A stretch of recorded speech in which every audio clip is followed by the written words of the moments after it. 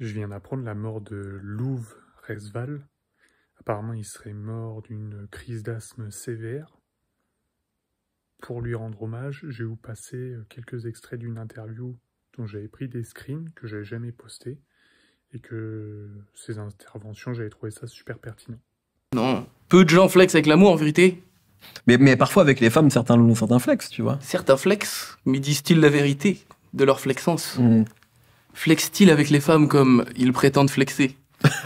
Je ne sais point, Mehdi. Je ne sais pas non plus. Je ne sais point. Bon, typiquement, celle-ci, elle fait sourire, elle est incroyable. Ça fait penser à celle de Racine. Pourquoi ces serpents sifflent sur vos têtes? Et typiquement, ce genre d'extrait, ce genre de diction, ça mériterait d'être écrit dans un livre tellement c'est incroyable. Donc en vérité, je lisais beaucoup de livres. Donc c'était des livres en vérité qui m'ont impressionné avant toute chose, ouais. Donc j'ai lu que des histoires fantaisistes par contre. Des guerres de dragons, elfes, Dune. 1984 aussi, je trouvais ça fantaisiste. Ah ouais? Je sais pas pourquoi, ouais, je trouvais ça fantaisiste. Pas si fantaisiste que ça au final, comment le monde a...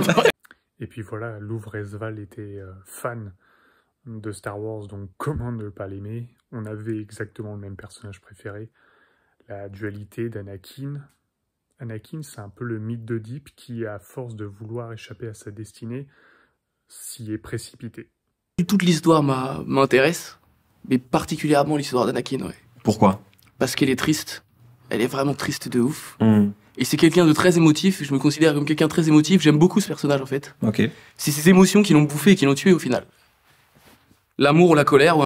Je pense que c'est un livre que n'a pas lu peut-être Louv Resval et qui aurait ressemblé à ce qu'il aurait aimé, dans le style Anakin Skywalker. C'est Martin Eden de Jack London, qui est exceptionnel et qui combine exactement cette fatalité d'Anakin. Et ma chanson aussi préférée de lui, c'était Flûte de Pan. Je pense vraiment qu'aujourd'hui, on a perdu un gros talent du rap. Et vu son intelligence et sa pertinence, il aurait certainement laissé une grosse trace dans l'histoire. Repose en paix, Louv Resval.